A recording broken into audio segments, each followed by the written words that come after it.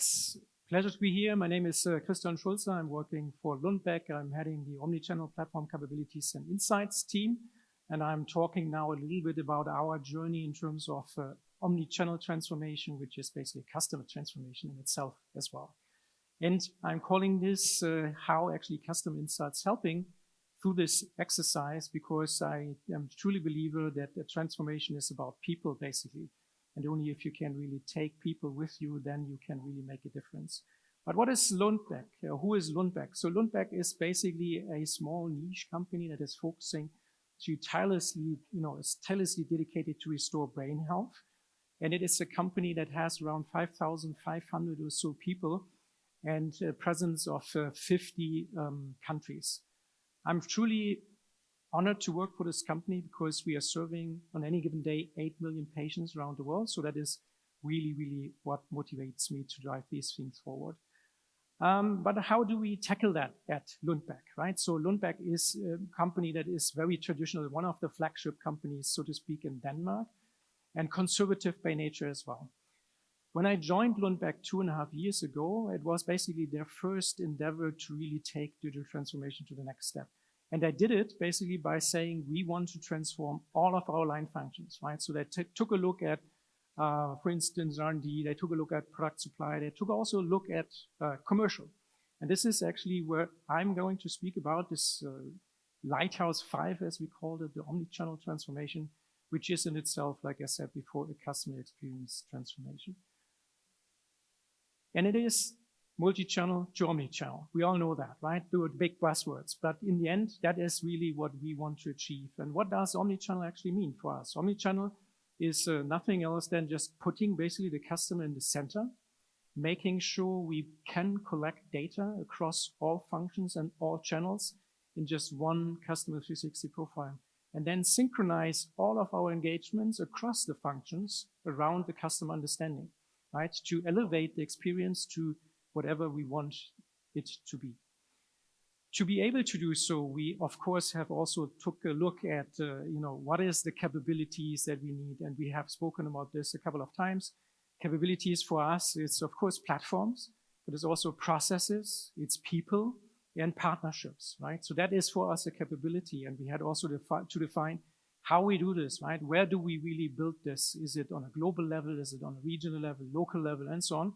We made all of these decisions. We created our aspirations in these areas. We defined basically the processes that are needed for this. And we also analyzed the gaps to really do advanced analytics, to streamline CN operations, for instance, to have a reporting and commercial framework that is really working to the extent to what we want to achieve. So all of that is there basically, right? So all of these kind of things, and this is a very old presentation. I'm not sure where this is actually coming from. It's not the presentation that I submitted. Apologies for that. But anyway, if we go through all of these different pieces here that actually is created by Accenture, if you have all of that at hand, right? So if you have the vision, if you have the process, if you have ingested something into the culture of your organization that is enabling you to continuously change, right? You still have a big, big problem. And that is basically that culture eats strategy for breakfast. So in that sense, it's all about people, right? Yes, it's a technology-driven evolution of your company. It's looking at your product evolution. It's looking at your business that is then also maybe even, generating more value propositions than you have ever had before. But if you don't have people coming with you, if you don't have people to believe in it, if you are still in a company that maybe is very classic, very, very good in what it does, but still pharma, then of course you have that problem. So we also had this problem, and I want now to speak a little bit about how did we actually manage to overcome it, right? And like I said before, I'm a true believer that value is actually what is driving in every step a transformation forward, right? So everyone speaks about low-hanging fruits. That's great, but you need to plan basically every step that you want to take in terms of delivering value to your internal customers. And as you know, customers are in this sense field force, right? So there's a big kind of gap in how field force should be digitally enabled. There's also MSLs, there's the local area managers, there's the local marketing, so literally everyone in the organization needs to be taken with you on a journey that can make this work. And yes, of course, you also need to have the top management that can endorse that and drive that forward and advocate this. But the truth is, if every person in the company is not perceiving that as a value, and that is really something different for everyone, then you are not enabled to drive this forward. So from all of that high level kind of strategic view on this, I would now like to actually showcase you something super, super tangible in terms of examples.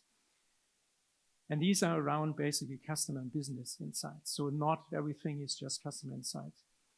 To be able to do so, again, frameworks, sorry for that. We had to actually, even on a KPI level, harmonize how we understand basically what success is, right?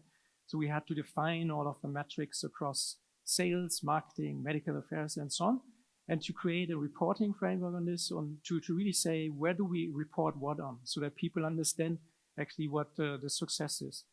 We created the same for advanced analytics to put it on top of that. And we also had to create some more insights processes, putting teams together that really can make sense out of the data that we can now collect. In the end, all of this is done based on Customer 360. So you probably all have heard about that before. It's really looking at all of the touch points. We can track customers across touch points.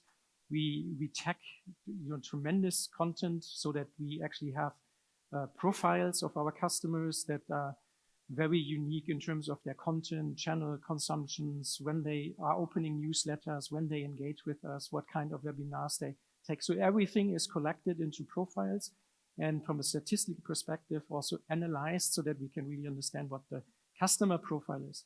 So again, looking at this, what is the benefits and the insights that we can do with that, right? Just looking at these different functions, I brought a few use cases with me that will speak a bit on this, insight generation on a very, very detailed level. So that's really use cases that you probably will not see here again today. So one is for marketing, for instance, campaign and segment reporting, right? So what can you do with this Customer 360? Another is live customer action data from campaigns. That is probably something that you already have seen a lot of times when it comes to suggestions. Is also how we actually synchronize the different functions.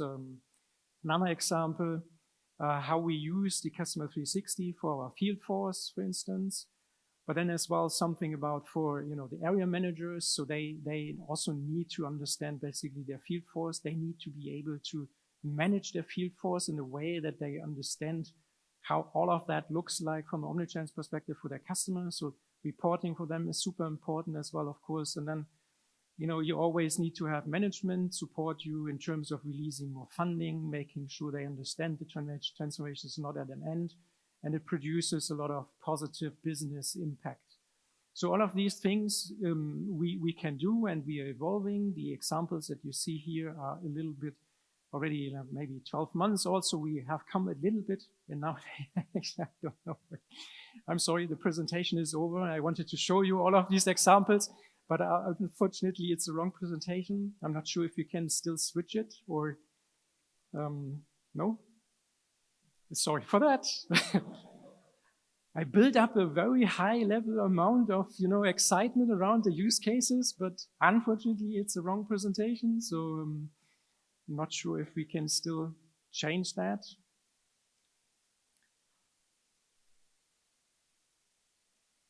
I need some guidance here if that is feasible or not. 1 second.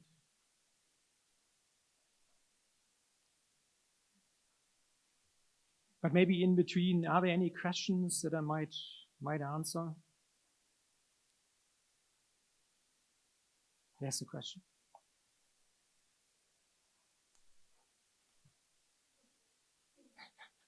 Thank you for your support. The customer profiles, are you building them in a CDP solution or? Yeah, so yes and no. So we actually use a data lake where we have also a newly built basic global data warehouse where we have our real data model where we stitch everything together. but then we also streamline it in a customer data platform where we then use it for segmentation purposes that are then again used in, Salesforce Marketing Cloud, for instance, or marketing tech and so on. Does it answer your question a bit? Yes, it does. Thank you. And you're bringing in, now it's bad. You're bringing in commercial data, marketing, any medical inquiries really all together? The right thing? Yeah, exactly. So you could see it a little bit like, the Viva platform on, steroids. So it's all of the data that we have around the customers available there, and you can do whatever you want from a advanced analytics perspective to correlate data as well to see if there's anything that is, pops up that is interesting. And I'm still not sure if we will have the presentation. Oh yes, there's a presentation. Should I quickly click through it? I can do it, yeah? So I'm speeding through it. Let's see if it stops. No. Exciting second time, sorry. Yeah, I'm not sure how much time we have. It's probably 5 more minutes, 10 more minutes. Yeah, but still without a presentation. I mean, any questions? Please. Hello. I was wondering if you implemented any personalization into your strategy and how did that impact the overall strategy? It's very hard to, can you speak up a little bit? Yeah. I was wondering if you implemented any personalization in your ACP portal and into your entire strategy and if that brings any benefits to you. Yes, absolutely. So we have, for instance, A/B testing as well and different personalization topics via the MarTech. And of course, we are now always looking at what works better for any given customer and campaign. But we also realize that this is really a very work-intensive, let's put it that way, job. So we have now, luckily, markets with us that, from a marketing perspective, now focus quite a lot really try to understand what the customer preferences is, through the personalization and A/B testing, to really understand how to optimize the content and campaigns moving forward. But for us as a pharma, company, that is something that we have never done before. So it's really, if you go to fast-moving consumer goods or whatever, then there is a lot of this is standard, work. And now we can do this, but we have to train and upskill people to really make this part of their normal kind of way of doing things. So I hope that explains it a bit. In principle, it's the approach that we use. It's like what Salesforce is offering with Interaction Studio, that we have a possibility to, across the channels, personalize the engagement, which we're also using and try to bring it together with basically our medical and sales engagements. That is the biggest, I think, hurdle that we see, that we have to revisit how we actually do lead management, right? So we are only looking at a customer segment that is high potentials, but we have a universe that is tenfold as big. And how can we make sure that we have an appropriate lead management? So addressing basically all customers with the possibilities that we now have, but then only making sure the ones that have the highest potential are served with face-to-face, so it's the more costly, basically, channels.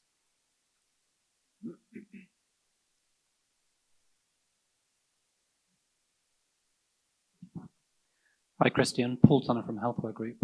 I'm interested in if and how you're integrating direct input from the field force, because there's lots of great secondary data, but they also have some insights.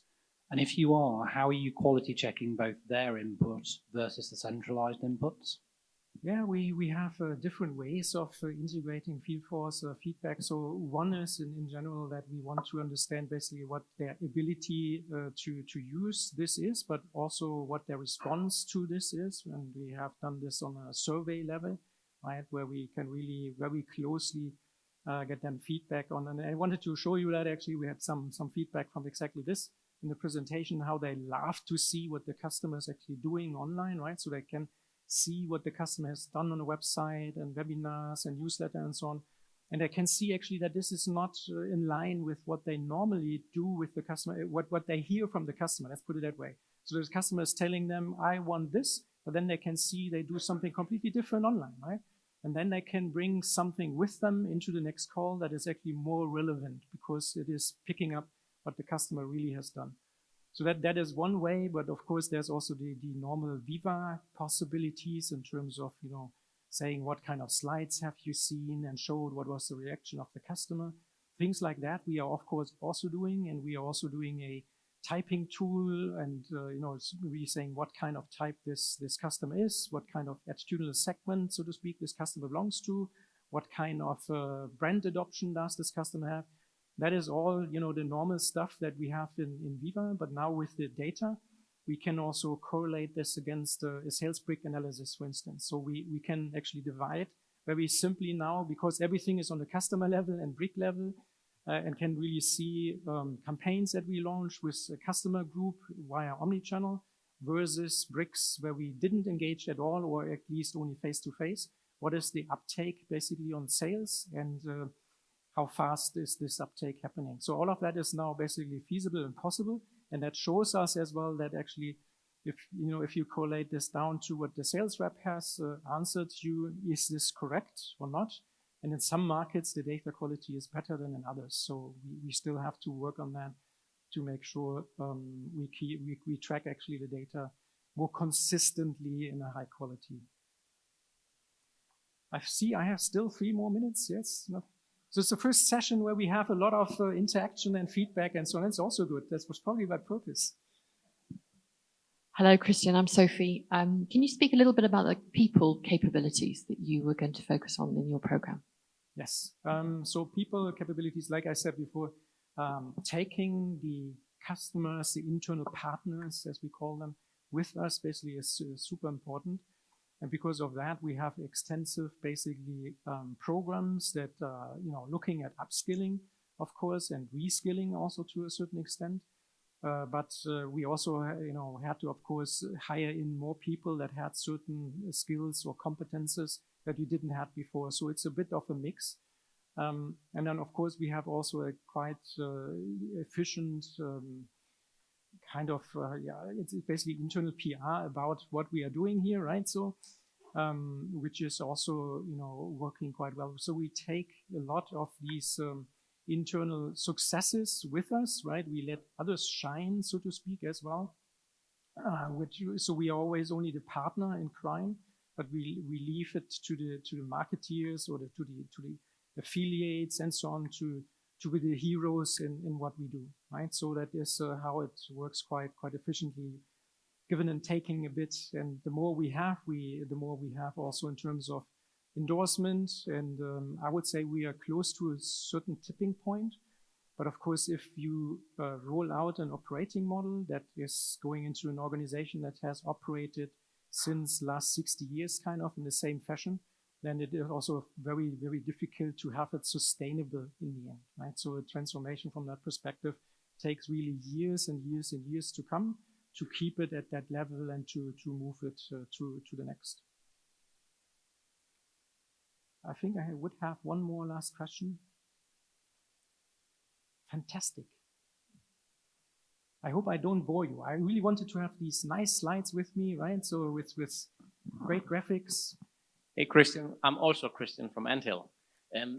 I've worked with a lot of other industries that also claim to have a 360-degree view of their customers, which is not really possible if you only use your own data. So in other industries, you typically enrich your data with a lot of external sources. Are you doing the same? Yes and no. So we have we are a small company in contrast to some of the colleagues that we have seen here. So resources are also limited, right? So we try, of course, to bring in data wherever we can. And some of our affiliates, like the US, which is always a little bit bigger, right? They can actually source in quite a lot of data. But other markets which don't have that, we now look at more things like Gen AI, for instance, to actually look at social media in a certain way and to produce our own internal services of at least aggregating social media data into the customer 360 profiles. So a bit of linked data that you can also buy, for instance, or from IQVIA, other data sources that we now try to internalize ourselves as services. I've one last question. If not, then I would just Apologies again for not having all of my slides here with me, but I hope you had a little bit of fun. Thanks a lot.